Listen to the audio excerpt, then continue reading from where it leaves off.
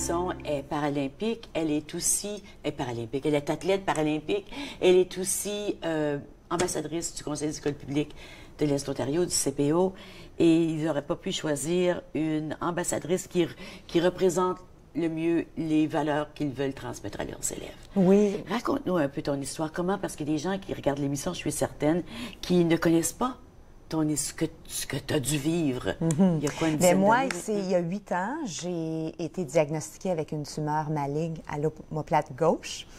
J'aime pas dire le mot cancer parce que ça fait peur, je trouve. Puis souvent, il y a toutes sortes d'images qui viennent en tête. Alors, donc, malheureusement, la seule remède possible, c'était l'amputation. J'étais pas une candidate pour la chimiothérapie ou la radiothérapie parce que c'est une tumeur qui a pris racine dans le cartilage, donc qui n'est pas alimentée par les vaisseaux sanguins.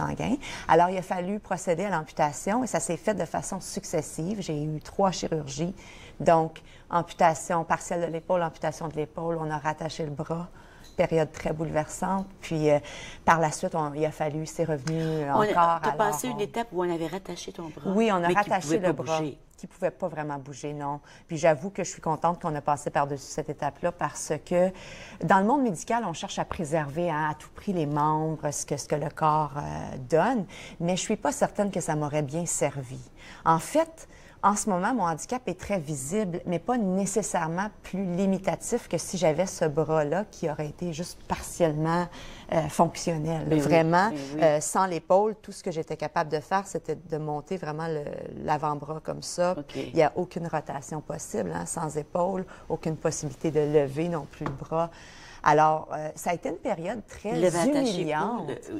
Ils ont rattaché la tête de l'humérus avec des broches après la cage thoracique, carrément. Alors, j'avais comme une épaule plus courte, plus arrondie. Tu dis que c'était une période humiliante? Très humiliante, oui, parce que là, je me retrouvais... On a reconstruit mon corps. Ouais. Alors là, toute l'identité corporelle, c'était... Donc, les gens, ce qu'ils voyaient... Et ce que moi j'étais, c'était 2 choses différentes. Donc, par exemple, quand je me pointais à l'épicerie, je ne pouvais pas mettre mes aliments dans mon sac en utilisant ce bras-là. Mais les gens en ligne s'impatientaient, ne savaient pas, se poussaient des soupers. Donc, tu sais, je me sentais toujours comme décalée, mal, comme j'avais pas ma place. Aujourd'hui, si ça me prend du temps à mettre les trucs dans mon sac, les gens comprennent. Mais ça m'a éveillée à tous les handicaps invisibles. Hein, il y a beaucoup de gens qui ont des handicaps invisibles, que ce soit psychologique ou même physique, et les gens s'impatientent alors que des fois, on ne sait pas ce que les gens vivent. Oui, ou encore en vieillissant, on peut être plus lent, faire quelque chose. Ou encore, des fois, on est avec un enfant qui a des problèmes, toutes sortes de problèmes, puis les gens s'impatientent parce que l'enfant pleure ou quoi que ce soit. Donc, cette expérience-là t'a ouvert tout un monde. On ne sait jamais ce que les gens vivent. Il faut être patient, il faut faire preuve de compassion. Tout le monde évolue dans ce monde-ci avec l'intention d'être le mieux qu'ils sont, je pense. Oui, hein? je me souviens une chose que tu disais au début, puis ça m'avait fait rire, puis en même temps, ça m'avait fait sourire parce que je m'étais dit, oh, comment c'est inspirant d'entendre ça. Tu avais dit, c'est rien qu'un bras.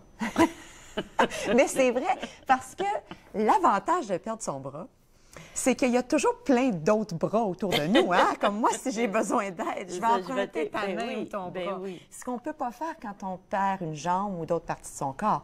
Donc, c'est très choquant, mon handicap, mais vraiment très peu limitatif. Là. Donc, ça a amené toute une réorganisation de ta vie à tous les points de vue. L'adaptation physique, concrète, a quand même été assez rapide. De un, j'ai un chum ingénieur qui m'a patenté toutes sortes de bidules à la maison. Une planche avec des clous pour tenir mes légumes tandis que je coupe. Donc, vraiment, je l'adore, il est très ingénieux. Ça se fait rapidement. Même, moi, j'ai un bras fantôme. Oui, Oscar, il est toujours là, Oscar. Je le sens. T'appelles ton bras fantôme que tu ressens, que il est là dans l'astral. Oui, la sensation, c'est un peu comme quand on s'assoit sur sa jambe, elle devient endormie. Okay. C'est la même idée. C'est comme si le corps envoie un signal. cherche le bras, ne le trouve pas, renvoie le signal d'engourdissement. C'est un peu ça, là, Il est ce toujours produit. Toujours jusqu'au bout des doigts, je le sens totalement.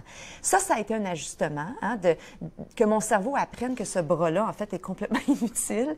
Mais ça a pris à peu près 2 ans que la reprogrammation de mes réflexes Ça veut se dire que fasse.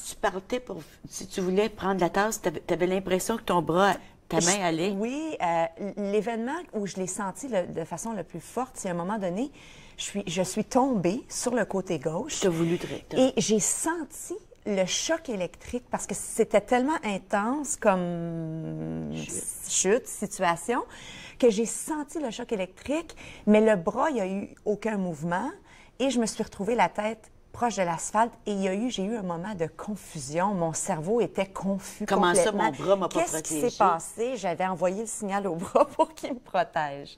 C'était vraiment intéressant comme sensation. Oui. Donc ça, c'est de l'adaptation physique.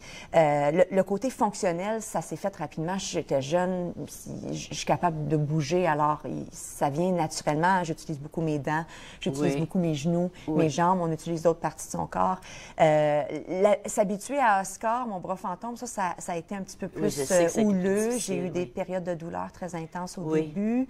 Mais je vous dirais, non, en compétition, à haute intensité, là, quand mon cardio est dans le tapis, là, je vais avoir des élancements puis de la douleur, mais ça va en diminuant avec les années. Puis tu sais ce que c'est. Je me suis habituée, je suis capable de le gérer, oui.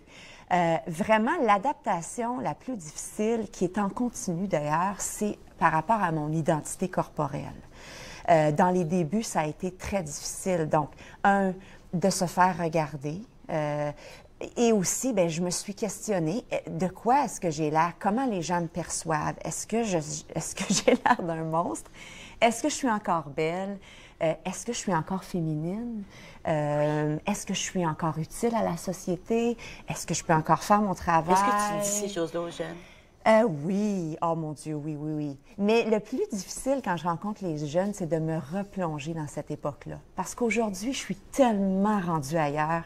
Je me suis tellement renforcée physiquement, émotivement. Je suis en fait beaucoup plus forte que j'étais avant de perdre mon bras. Alors, il faut que je fasse un exercice avant de rencontrer les jeunes, de retourner là pour être capable de leur communiquer ce que j'ai vécu à ce moment-là. Puis, parce que ce que tu as vécu à ce moment-là, tu veux dire? Tous les défis auxquels j'ai fait face dans les années pour qu'eux le ressentent. J'ai tendance à dire, tu sais, j'ai perdu mon bras, puis c'est difficile, mais il faut que ça sonne, il faut que ça vienne du cœur et de là. Il faut que tu les rejoignes de cœur à cœur pour qu'ils comprennent qu'est-ce que ça veut dire pour moi. Oui. Moi, je dis toujours, quand on a rencontré quelqu'un de cœur à cœur, on est transformé par cette rencontre. On devient un peu comme l'autre. L'autre devient un peu comme moi. C'est ce que tu veux faire avec les jeunes. C'est vrai, c'est une belle façon de Oui, le tu dire. veux que les jeunes deviennent un peu comme toi. Tu veux leur donner. Toi, en même temps, tu vas chercher leur je ne veux pas dire leur nonchalance, mais leur enthousiasme. Oui, Leur ils me donnent énormément. Oui. En fait, puis là, je vous confie ça, et ainsi qu'à vos auditeurs, je préfère de loin rencontrer des jeunes que des groupes adultes. Et j'adore rencontrer les groupes adultes, mais il y a une spontanéité, une authenticité. Ils n'ont aucune barrière et c'est un de mes mandats que je me suis donné. Hein. Je suis une personne dite handicapée, même si je ne me sens pas du tout handicapée. Et un des défis dans la société, et je le sens, je l'ai senti, hein, j'ai perdu mon bras, donc je suis devenue une personne handicapée à l'intérieur de 24 heures. La différence des communications, mais il y a un dialogue qui s'établit avec les jeunes qui est naturel et je veux alimenter ce dialogue-là. Oui, puis leur permettre de conserver cette vision de l'autre, cette façon de voir la vie. Oui. Donc, les adultes ont été teintés par leur génération, leurs parents, où il ne fallait pas parler des handicaps, il ne fallait pas parler aux personnes handicapées, il ne fallait pas poser les questions. Ou sont pris avec leurs propres problèmes personnels aussi. Il faut aller à la pause. D'accord, on se retrouve.